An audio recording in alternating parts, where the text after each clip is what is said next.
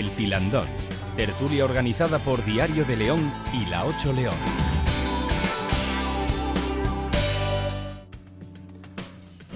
¿Qué tal? Muy buenas noches, bienvenidos un miércoles más al Filandón, bienvenidos a este espacio que La 8 y el Diario de León dedican cada semana para analizar algunos de los asuntos más destacados que nos deja la actualidad de nuestra provincia, en esta ocasión acercándonos a temas académicos y sobre todo a la Universidad de León, porque hoy nos acompaña el rector de la institución académica leonesa, José Ángel Hermida. Muy buenas noches. Buenas noches, don Roberto. Gracias por acompañarnos. Gracias a vosotros por invitarme. Y junto al rector también tenemos a nuestros compañeros habituales, Joaquín Torné, director del Diario de León. Muy buenas noches. Buenas noches. Y a Germán Gabela, jefe de informativos de La 8 de León. Muy buenas noches. Buenas noches. Gracias también a los dos por acompañarnos. Esta es la mesa del Filandón y sin más dilación ya vamos a ir entrando en materia, como decimos, con el rector de la Universidad Leonesa, una institución que afronta un año importante pendiente de esa reforma que puede llegar desde el gobierno, esa reforma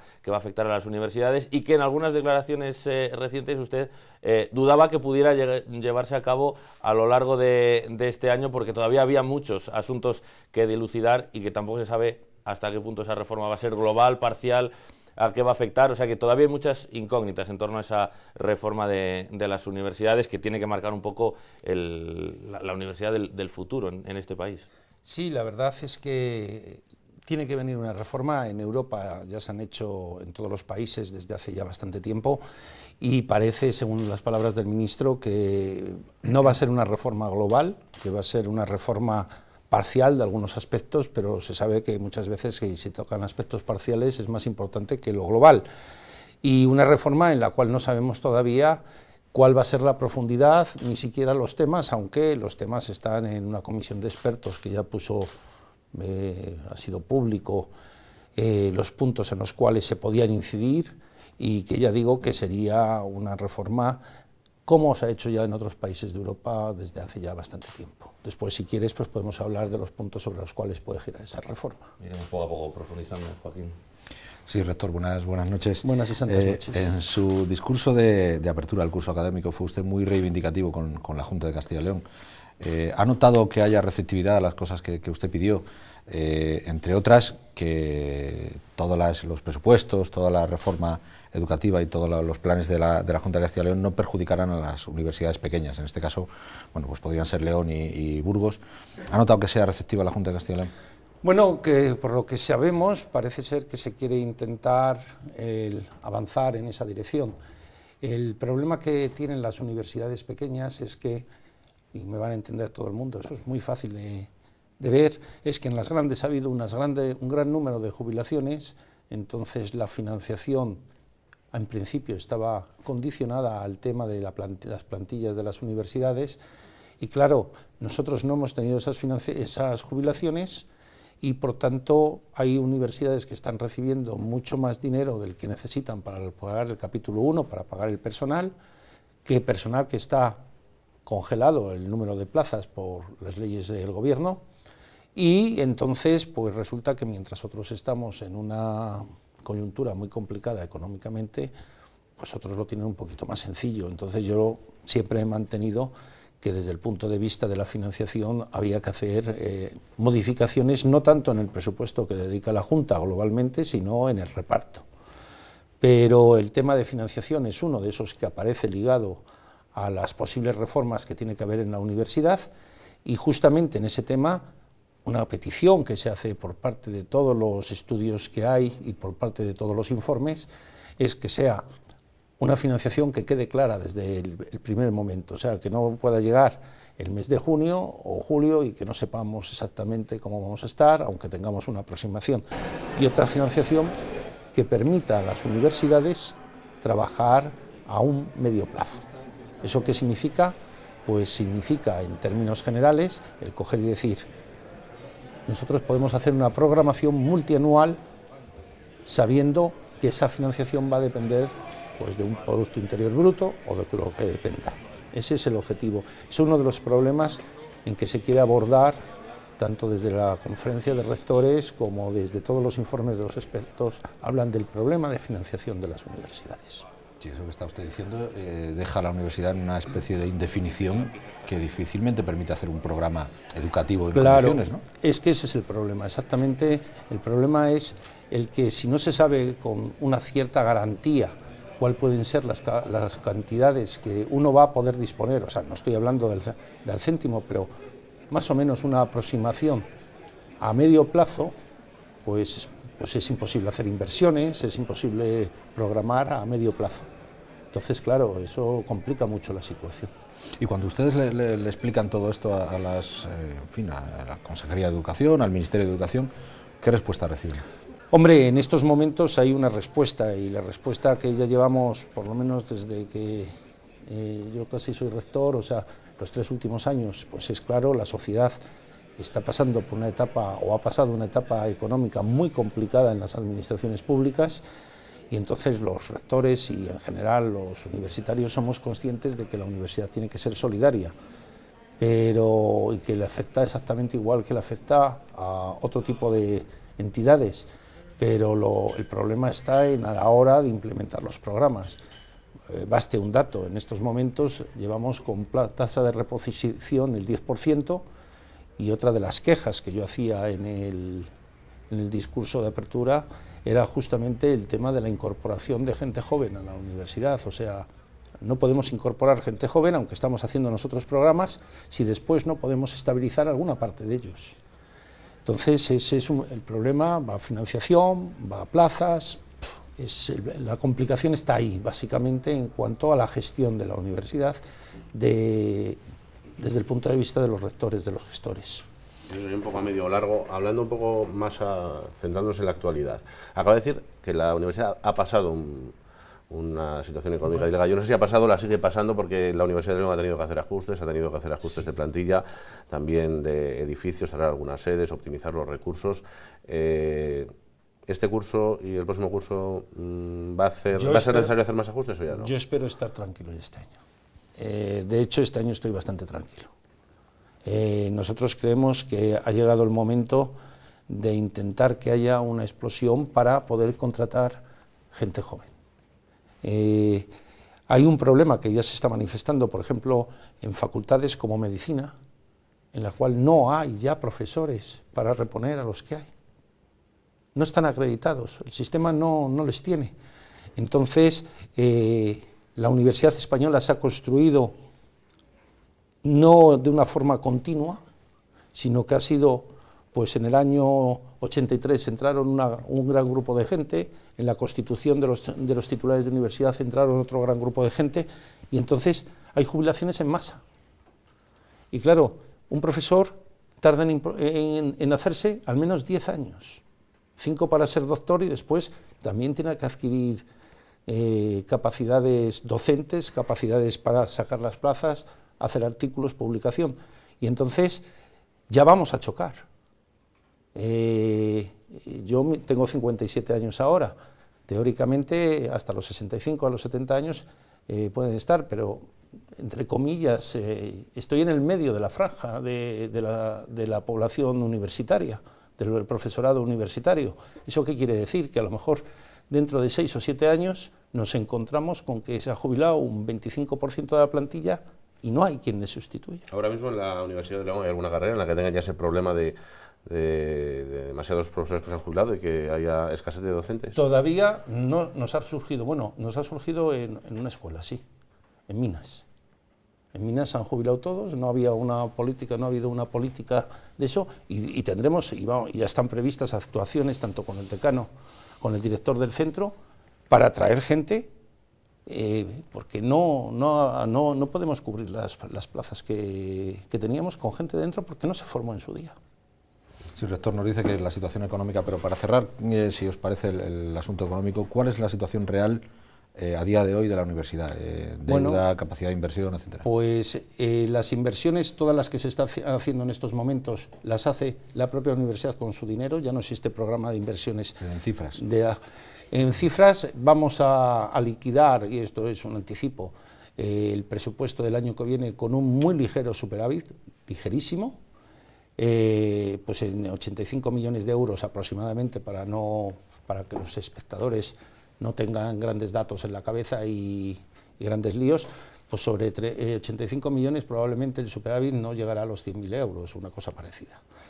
Y ya hicimos eso el año pasado, ya no sucedió el año pasado, y yo pienso que el presupuesto del año que viene pues lo podremos cumplir también con exactitud. Llevamos 3 años cumpliendo los presupuestos con exactitud y cumpliendo el objetivo de no gastarnos más y tener un ligerísimo superávit. Y la universidad se está adaptando bien, la comunidad universitaria, a todos los cambios que ha habido, a la adaptación a menos edificios, a los traslados, etcétera, etcétera. Ahora que pues ya ha ido pasando un tiempo, ese funcionamiento, esa rutina habitual más o menos se va adaptando todo, o se han dejado sentir esos recortes de alguna forma o esas adaptaciones a la nueva situación. Vamos a ver, en general los cambios que se han hecho han sido coherentes, y al principio he de decir que hubo serias reticencias al cambio.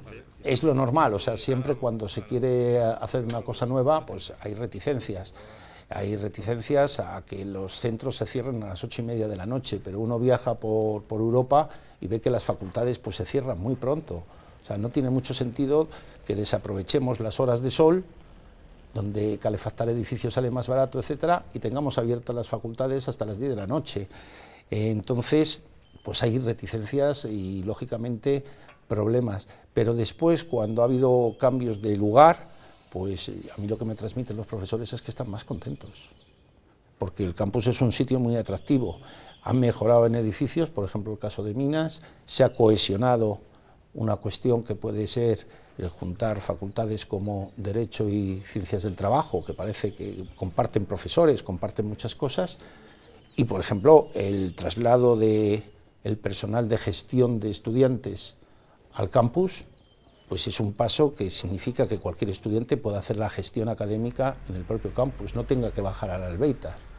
Entonces, todo eso son medidas que van cohesionando un poquito la universidad hacia un objetivo, que es que la Universidad de León tendría que estar todo prácticamente, salvo el rector, en el campus de Vegazana. Sí, la semana pasada, por tocar un tema que está muy relacionado con esto y que además es de actualidad, la semana pasada hubo un encierro de estudiantes pidiendo lugares espacios para el estudio.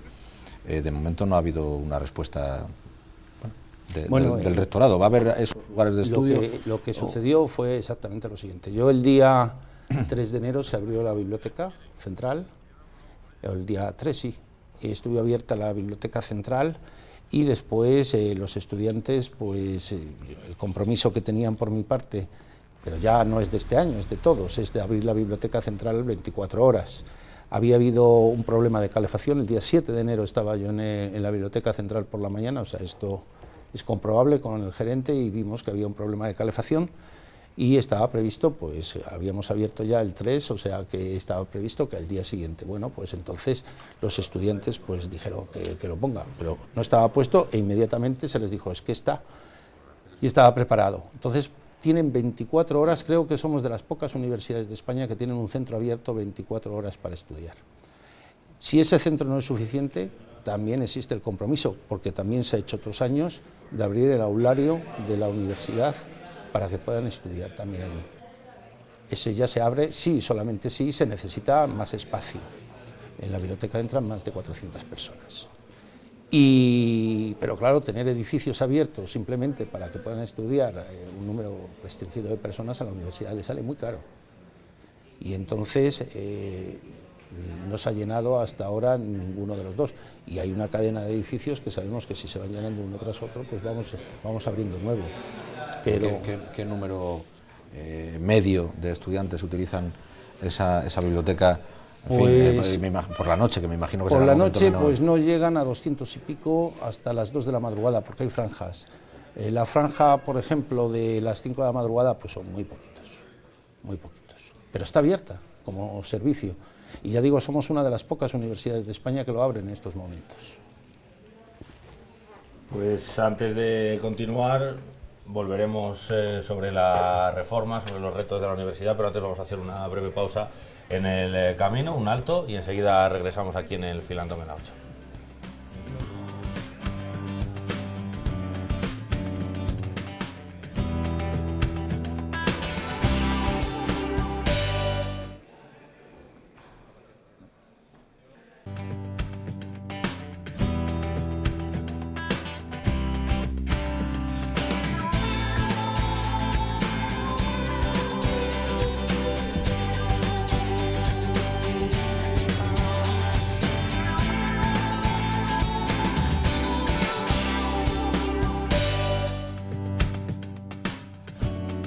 Continuamos en el filandón hablando con el rector de la Universidad de León, José Ángel Hermida, analizando, como decíamos, ese futuro a corto o medio plazo que le espera, también con la reforma que mencionábamos en la primera parte del programa, que usted también comentaba que puede ser parcial y no global, como en un principio se había hablado, y que la parte negativa de eso puede ser que queden sin cambiar cosas que sí que necesitan cambiarse, ¿no? Consideraban que de momento de lo que se estaba hablando podía ser bastante incompleto para los cambios que necesita la universidad. Vamos a ver, en la universidad ahora mismo hay un problema que ha surgido, además lo tienen en los periódicos últimamente, que es el problema de la duración de los títulos españoles. En España los títulos son 4 años de grado y 1 año de máster. En la mayor parte de los países europeos son 3 años de grado y 2 de máster. Bien, en principio el paso del grado español al europeo no hay ningún problema, pero cuando quieren reconocer el máster, en otras palabras ha salido con el tema de los ingenieros, pues entonces se dice que en Europa no reconocen el título de ingeniero que tenga ese máster, porque solamente tiene 60 créditos. En consecuencia, las universidades pues hemos puesto másteres de 90 créditos, entonces estamos perjudicando a nuestros alumnos en comparación con los europeos. Claro, ¿qué es lo que estoy planteando? El problema de la duración de titulaciones, que ahora ha aparecido de la noche a la mañana, colegios profesionales, etcétera, etcétera, etcétera. Y eso es un problema serio. ¿Cómo se va a resolver? Pues no lo sabemos, porque está encima de la mesa y se tiene que tomar una medida, que puede ser, por ejemplo, una medida podría ser el dejarlo abierto, que cada universidad tomara la decisión que quisiera, en cuyo caso convertiríamos esto ya en un lío muy importante, y la otra posibilidad pues es decir que las titulaciones pasen a 3+2 o lo que fuera. Otro problema que está encima de la mesa, aparte de la financiación, duración de títulos, es el tema del gobierno de las universidades. El gobierno de las universidades parte de la base de que en algunos países el rector se elige mediante un patronato. España es el único país en el cual el rector se elige en votación universal. ¿Cuál es el problema que subyace ahí? El problema que subyace es que ¿quién es el dueño de la universidad pública? Los patronatos normalmente, en una universidad privada está muy claro que el dueño pone el patronato y se acabó. ¿La universidad pública de quién es? Pues la respuesta es muy clara, de la sociedad. Entonces, en estos momentos nos guiamos porque la gestión de ese bien común que es de la sociedad, porque no nos olvidemos que somos universidades públicas y servicio público, la están llevando los trabajadores y los usuarios, entendiendo por usuario al estudiante y por trabajador a los profesionales que trabajamos dentro, personal docente e investigador y personal de administración y servicios. ¿Eso se da en alguna otra circunstancia en el Estado español? Pues no. ¿Se da en muchos países de Europa? Pues en poquísimos, o en casi ninguno ya. Esa fue una reforma que se acometió en Europa. Entonces viene la decisión de cuál va a ser el modelo de gobierno de las universidades, que en el fondo es quién va a ser el que es responsable de esa gestión. Y rector, ¿usted por qué modelo apuesta? Yo en principio soy de los que digo que como ya he sido elegido por un modelo, pues a mí me vale el modelo por el cual he sido elegido y reelegido, y me vale el modelo del patronato, que también creo en él, porque yo estoy convencido de que la sociedad tiene derecho a intervenir en la gestión de la universidad. O sea, no podemos convertirnos en entes extraños al mundo, autogobernados, autodirigidos, etcétera, etcétera. Y si se hace un modelo de patronato razonable, asimilable a lo que pasa en países como Bélgica o como otros países europeos, yo creo que es un modelo absolutamente viable. En algunos países el rector no viene de la universidad en que está, viene de otra universidad. Cualquier modelo que se ponga... Pero ese modelo más o menos, quiero decir, existe ya. Prácticamente todas las universidades tienen una fundación y tienen además un consejo que en fin, determina un poco el consejo social, el camino que debería llevar a cabo la universidad, ¿no? Y me imagino que el gobierno de la universidad, en este caso usted como rector, pues asumirá, no sé si todo, pero una gran parte de los consejos que no, pero ese, en organismo. España no es así, no está así. Bueno, tienen ustedes un consejo social al que no le hacen ni caso. No, le hacemos todo el caso del mundo y un poquito más. Pero el modelo de gestión de patronato que hay en otros países es con mayor implicación o sea, realmente cuando uno va a algunas universidades, con el que se reúne es con el presidente del patronato. Sobre todo, por ejemplo, en caso de China, el presidente es el que manda y el... Bueno, es un país comunista, rector. No, yo pongo un ejemplo. En otros países, el presidente en Bélgica, por ejemplo, el presidente del patronato también manda muchísimo y el rector también manda.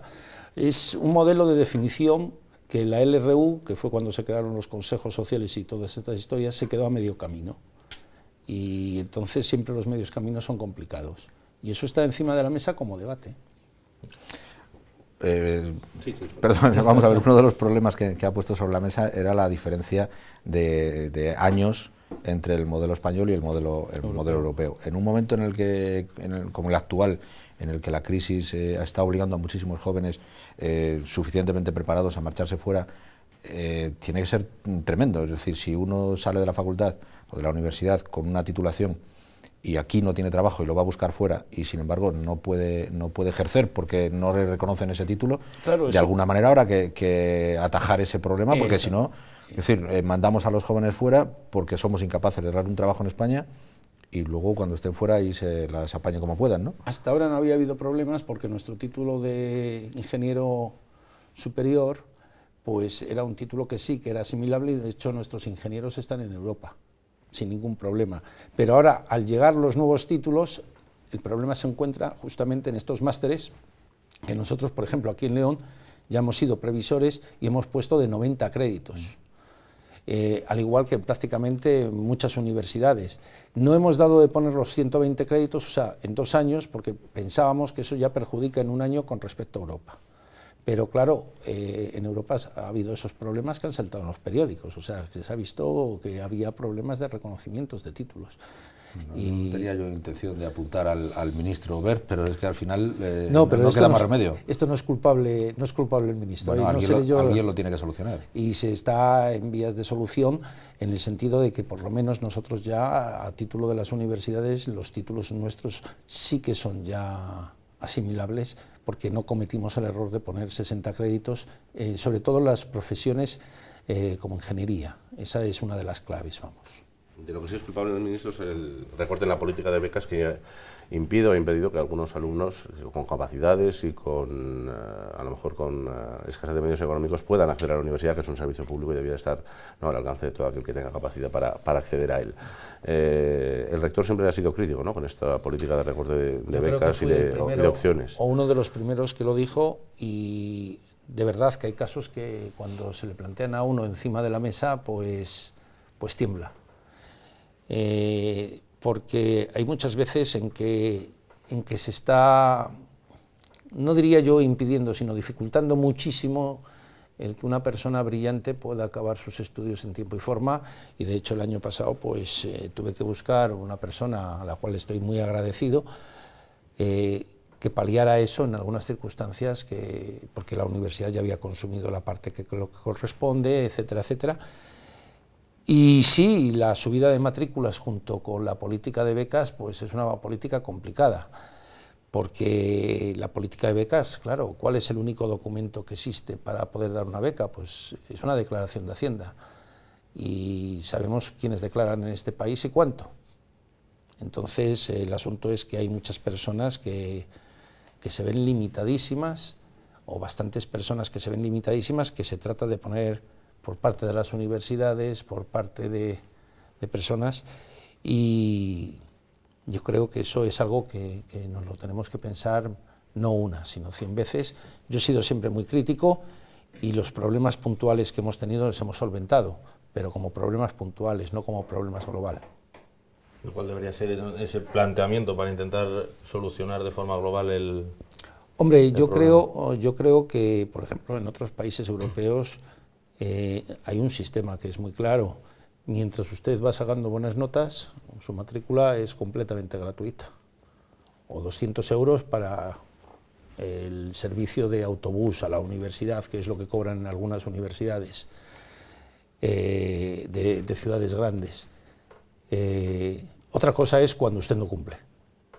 Otra cosa es para el estudiante que no cumple. Entonces, para ese estudiante ya las palabras tendrían que ser mayores.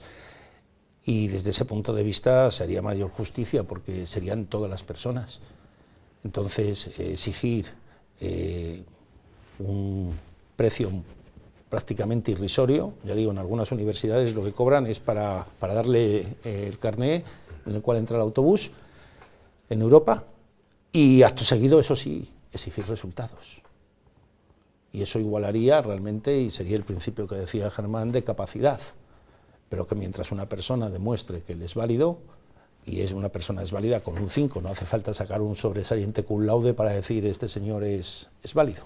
Sí, pero eso choca un poco con lo que ha ocurrido, por ejemplo, este año. Esa filosofía está muy bien y yo creo que la tiene que respaldar todo el mundo, todo aquel que lo haya escuchado, pero este año, por ejemplo, hay muchos alumnos que se quedaron sin beca y que la universidad tuvo que encontrar, bueno, un mecenas que pagó, no sé si recuerdo, 50 y tantas... 80.000 euros. 80.000 euros para becas de alumnos que, bueno, teóricamente eran válidos y sin embargo se habían quedado sin beca.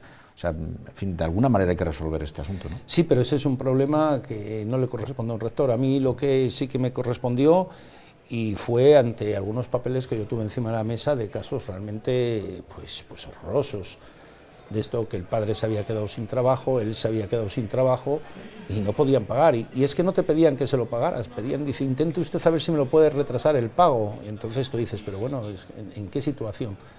Entonces, pues afortunadamente las amistades que uno tiene, pues en este caso, pues hubo una persona que fue muy generosa y arregló el problema, pero yo creo que es un problema más de concepción global del sistema que de los casos particulares que podamos resolver a nivel individual. Habría también la posibilidad, a lo mejor, de que la iniciativa privada se implicase en esas cuestiones. Que una empresa, por ejemplo, a un alumno brillante, una carrera que luego pueda tener pues una salida en el mercado laboral y pueda formarse para trabajar en esa empresa, subvencione y beque los estudios de... Lo hemos hecho, por ejemplo, con el INTECO, ha subvencionado másteres realmente importantes que después encima los chicos que acababan salían colocados. Ahora estoy intentando a ver si en esa dirección encuentro pero claro, son cosas puntuales y una ley de mecenazgo pues puede venir muy bien. Una ley de mecenazgo a la universidad podría venir francamente bien. Pero ¿cuál es el problema que hay?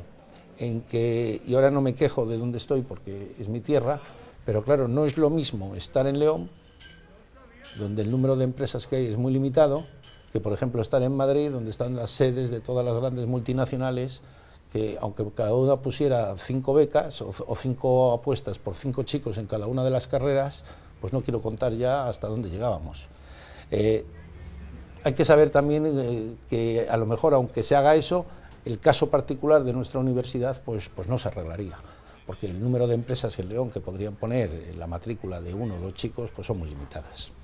Sí, la necesidad de ahorrar en el gasto ha metido a este país en una vorágine de fusiones de todo tipo, fusiones de empresas, de cajas de ahorros, de bancos, etcétera, etcétera. En Galicia se están planteando la posibilidad de fusionar algunas universidades. ¿En Castilla y León sería posible esa fusión de universidades para, bueno, me imagino que el gasto que se puede ahorrar, el primero que se viene a la cabeza es el de servicios centrales, quiero decir, pero bueno, no creo que eso sea un gasto excesivamente grande como para perder la autonomía universitaria, ¿no? Vamos a ver, eso proviene también de una época, no hace mucho, porque lo que antes hablaba de Europa, que se había hecho toda una serie de agregaciones. Europa, cuando se da cuenta de que sus universidades no son competitivas con las americanas en todas estas cosas, en todos estos índices, que pueden ser discutibles, pero que son índices que están ahí, entonces planteó justamente la unión de universidades, y aquí en España se puso una cosa que era el campus de excelencia, intentando potenciar que las universidades se unieran. Hay una alternativa a la fusión de universidades, que es la agregación de universidades. O sea, agregar significa compartir servicios, compartir cosas, que puede seguir siendo la marca. A mí hasta ahora nadie me lo ha planteado, las cosas como son. Aquí no está planteado Y en Galicia, pues no lo sé yo si está muy avanzado el tema, pero me imagino que no. O sea, la estructura que tenemos en estos momentos, si a mí alguien me pidiera opinión, que ya digo que nunca me la han pedido, sería sobre una idea de agregación que sería colaboración de las universidades. Bueno, si seguimos el ejemplo de las cajas de ahorro, la Universidad de León podría acabar fusionada o agregada con la de Cádiz. No, la Universidad de León en estos momentos no seguiría el mismo camino que Caja León, posteriormente Caja España y previamente Monte de Piedad de León. Me temo que no. Castilla y León vive todavía instalada en ese permanente vicio de enfrentar una provincia con otra, o unas provincias con otras, ¿no? Yo es que eso... También en la educación ocurre, ¿no? Sí, pero en este caso, don Joaquín, estás hablando con una persona que su madre era de Burgos, él estudió en Valladolid y nació en León. O sea, yo para mí no tengo ningún tipo de problemas de relaciones con nadie y pienso que las personas, es importante la tierra donde uno nace, es importante la tierra donde uno está, pero también es importante el resto del mundo que existe y es muy viable. No es un tema que me preocupe demasiado. Y a nivel de universidades esa relación también es buena, porque ha habido asuntos, como usted comentaba antes, por ejemplo, hablando del modelo de gobierno, que el gobierno central, valga la redundancia, podría decidir pues que cada uno lo haga como quiere y decidirían las comunidades autónomas. Supongo que hay decisiones autonómicas que conviene, ¿no?, que decidir entre todos. No sé cómo es esa relación y si ya se han dado casos. Pues no se han dado muchos casos. El único caso que tenemos es la colaboración entre Valladolid, Burgos y León en el tema del campus de excelencia. Esa colaboración, pues bien, es un campus triangular, etcétera, que es una colaboración que hemos hecho. Pero yo creo que ahí el problema lo tendría el consejero, no lo tendría el rector de la universidad. Y entonces, pues, que sea el problema del consejero o del señor Werk, el del ministro. Si el ministro dice que lo hagan las comunidades autónomas, pues ya sabemos a quién le va a tocar. No quiero decir que a las universidades ahí, en las universidades de Castilla y León, tienen esa buena relación o tienen intereses similares. Vamos a ver, amigos, muy amigos todos, pero la vaquiña por lo que vale. Porque el año pasado, ¿no?, hubo cierta polémica con la política de racionalización de títulos, de que no existan duplicidades de títulos con muy pocos alumnos entre unas universidades y otras. Eso ya han vuelto las aguas a su cauce, cada uno tiene las que quería. Sí, estamos, pues ese es un ejemplo claro, o sea, de todos nos llevamos muy bien, todos tal. O sea, que nos toca lo nuestro, ¿no? Pero yo esto es como los equipos de fútbol, uno lleva una camiseta y tiene que defender esa camiseta. Y yo llevo la camiseta de la Universidad de León y yo tengo que defender lo mejor que sepa la Universidad de León. León, hace un par de días hemos publicado unos datos de la pérdida de población. Al mismo tiempo han caído las matriculaciones en la Universidad de León.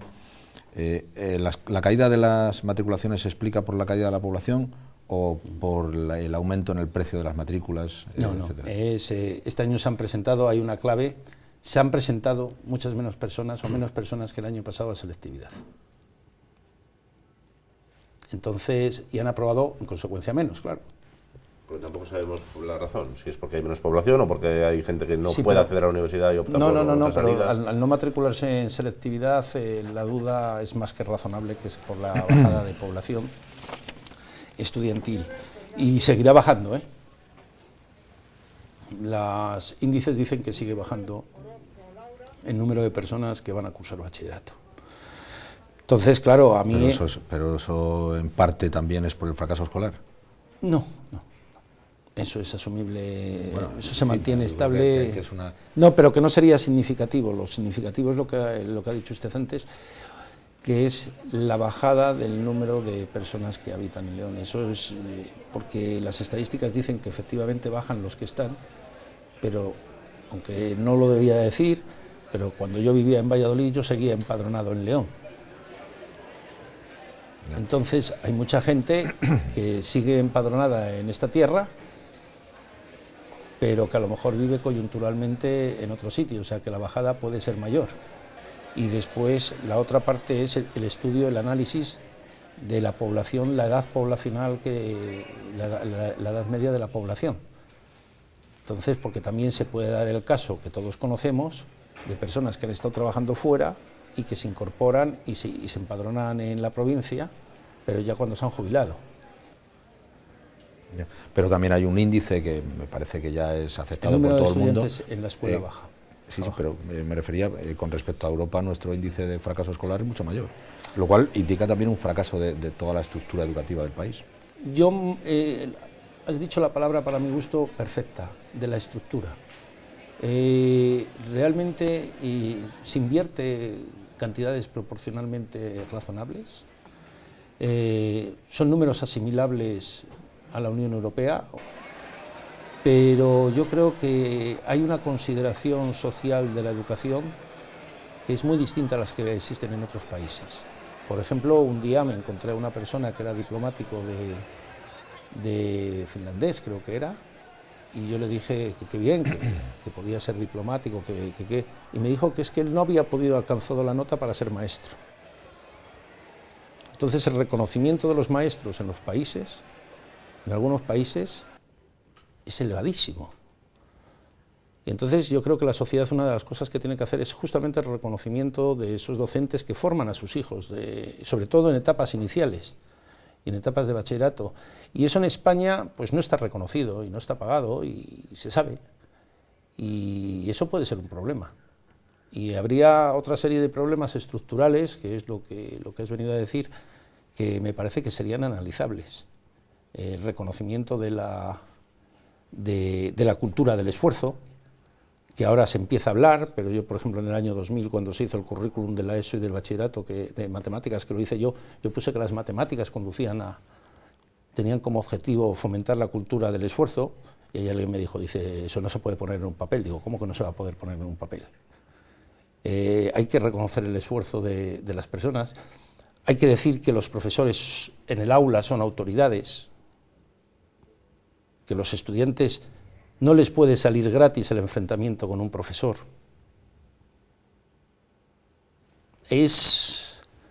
La estructura y la complicación es muy, muy grande, porque hemos pasado de una situación en la cual pues veníamos de la etapa nuestra, que era absolutamente negra, pero hemos pasado justamente, el péndulo ha dado un cambio tremendo, y ese reconocimiento hay que hacerlo. Y hay que decir que el profesor tiene que fomentar que el chico estudie. A mí el teorema de Pitágoras solamente me entró en la cabeza estudiando. Entonces, cuando oigo a colegas míos matemáticos, no, hay que dejar que los chicos descubran el teorema de Pitágoras. A mí se me ponen las carnes abiertas, vamos, digo, pero ¿cómo? Digo, tendrás que estudiar el teorema de Pitágoras, se lo tendré que explicar, se lo tendré que tal. Y después el profesor tiene que tener un reconocimiento, no tiene que ser que en el momento en que el niño suspende se le presente el padre, el otro, el profesor diga, bueno, pues es un problema cultural y estructural y es un problema importante. Pero un cambio tan profundo no se produce ni se incentiva a lo mejor con una ley, que necesita tiempo y necesita algo más, pero sí que tiene que haber a lo mejor algún tipo de ley, de legislación, que sí que marque un poco las pautas para iniciar ese cambio, y da la sensación de que con reformas parciales, como hablábamos antes, no se iba a producir. Hace falta pues algo mucho más amplio, ¿no? Hace falta ponernos todos de acuerdo y llegar al acuerdo, que es bien elemental. La educación para este país es esencial. Y ese acuerdo se ha alcanzado en países asiáticos que ahora mismo sacan en educación, todos los informes les ponen con una diferencia notabilísima sobre el resto de los países. Se ha alcanzado en el norte de Europa. Es importante el decir, la educación de nuestros jóvenes es esencial. Y poner los mimbres para que sean felices, los jóvenes disfruten, pero que al lado de eso también haya una cultura que sea de reconocimiento de la labor de los profesores. Y yo en este caso, fíjense, estoy hablando de los profesores de enseñanzas iniciales, de enseñanzas primarias, etcétera, etcétera, que en España pues nos tenemos que dar cuenta de cómo se hace. Antiguamente pues era el maestro del pueblo, era una autoridad, y entonces hemos pasado a otro sistema completamente distinto y los resultados los estamos viendo. Y nos lo está diciendo todos los informes de la OCDE, en ese aspecto de decir que Castilla y León, afortunadamente, estamos entre los primeros de la clase, en cuanto a resultados académicos de estudiantes en educación general básica y posteriores, pero aún así hay que mejorar, porque hay otro delante que va muy lejos. Sí, la crisis económica se ha llevado por delante una gran parte de la inversión de la empresa privada en investigación y desarrollo, sí. En la universidad también. Sí. En fin, se supone, y además yo creo que se nos llenó la boca hace años diciendo que la investigación, el desarrollo, el I+D+I era fundamental para el desarrollo de un país, pues nos lo estamos cargando. Eso también lo he dicho yo en algún discurso. Y eso además, para hacer un poco de historia, yo sé que, por ejemplo, mi director de tesis, mi maestro, pues fue de los primeros españoles que salió al extranjero. Yo ya tuve la oportunidad de ir a tiro hecho y a trabajar con gente hecha. Mi generación tuvo esa oportunidad. Después las generaciones posteriores han aumentado mucho los niveles de investigación en España, asimilables, entre comillas, con algunos países europeos, pero todo eso, como se pierda 5 años de pérdida de capacidad en investigación, son inasumibles después de recuperarlos. O sea, la investigación es un camino en el cual se va generando todos los días con gente joven, se va incorporando, van saliendo a la empresa privada, van saliendo a la empresa pública, van saliendo a las universidades, y es una cadena. Si esa cadena se corta, el ponerla en marcha otra vez cuesta mucho. Y ha sido un esfuerzo de muchos años en España, de pasar de una situación de leer libros en idioma extranjero, que era prácticamente imposible. Yo me he ido a Francia a buscar bibliografía, a tener que coger y decir ahora, de la noche a la mañana, todo lo que tenemos, pues mire, no podemos mantener a los investigadores. Y se están marchando investigadores de España. Y si las personas supieran lo que cobra un investigador, en algunos casos se llevarían las manos a la cabeza. Eso le coloca a usted en el lado de aquellos que piensan que el Estado debería invertir muchísimo más en vez de estar preocupado permanentemente por el recorte, es decir, por cumplir el déficit, por aquilatar el gasto, etcétera, etcétera. No. Es un poco más la teoría, digamos, socialista de la inversión del Estado frente al recorte, o la austeridad. Yo normalmente, cuando he actuado como rector, nunca he dicho ningún tipo de idea política, lo digo por lo de la idea socialista. Yo lo que trato de decir es lo que han hecho otros países, que es, ante los recortes, y fue Alemania un ejemplo, Alemania invirtió más en I+D+I. Se invierte más. Entonces, yo lo que estoy diciendo siempre es que la salida de la crisis tiene que ser una salida basada en algún modelo productivo distinto del que había. Y sabemos que el que había, pues, va a tardar un poquito en recuperarse. Entonces, ¿cuál es ese modelo? Pues tiene que venir de innovación, de transferencia, de desarrollo de las empresas, etcétera, etcétera. Y entonces hay que invertir en eso. Y lo han hecho muchos países que afortunadamente también les ha ido bien. Hace poquito tiempo no quería yo que se acabara este filandón sin tocar un tema que ha sido muy importante en la gestión de José Ángel Hermida al frente de la Universidad de León, que es la internacionalización, el establecer relaciones con universidades extranjeras. Lo ha hecho con China, lo ha hecho con la de Seattle en Washington, también con Brasil. ¿Hay algún otro frente que queramos abrir, o con cubrir los que tenemos es suficiente? No, estamos... La verdad es que con China es una cosa increíble la relación que estamos manteniendo, porque la última vez que estuvimos allí, pues yo me tuve que desplazar a la Universidad de Xiantán. Entonces me fui también a la Universidad de Hunan. El vicerrector se tenía que ir a Beijing, le llamaron para que fuera a otra universidad, a nosotros nos llamaron para ir a otra. Existe un interés allí por todo lo español, o por la Universidad de León, sobre todo en la provincia de Hunan. Brasil, pues tengo esperanzas de que se pueda hacer algo. Lo que pasa es que Brasil empieza a estar complicado también, Y sí que hay una posibilidad de que se abra una nueva vía, pero todavía ni siquiera hemos mandado los papeles. Una persona se me acercó una vez y me dijo, oye, tenemos la oportunidad, he hablado de la Universidad de León en un país. y entonces pues vamos a intentar a ver si lo hacemos. No obstante, siempre yo digo lo mismo, yo hablo de internacionalización porque yo entiendo que Europa es mi casa. O sea, yo no hablo ni de Portugal ni de todos estos países con los cuales estamos trabajando porque es nuestra casa. Y recientemente estuvo aquí en León el padre del fundador de Amazon, Bezos. Se habló de nuevos proyectos en este programa de intercambio que tienen con la Universidad de Washington. ¿Alguno de esos proyectos ha cristalizado en algo sólido ya? Sí, bueno, va a haber aquí un proyecto algo más que sólido, que está de múltiples colaboraciones. Te cuento dos, hay otras dos o tres. Se nos va el tiempo. Sí, las dos son Washington y la Universidad de León, y sí que va a haber un proyecto bastante importante. ¿Nos dice cuál? Tiene que ver con la informática y con el espacio. Pues ahí queda, habrá que seguir escarbando en futuras citas. Muchísimas gracias, José Ángel Hermida, rector de la Universidad de León. Muchas gracias, Roberto. Y gracias también a Joaquín Torné, a Germán Gabela, gracias por habernos acompañado. Gracias, buenas noches. Y gracias a todos ustedes por haber estado con nosotros un miércoles más. Dentro de 7 días regresamos. Hasta entonces, gracias por su atención, buenas noches y feliz semana.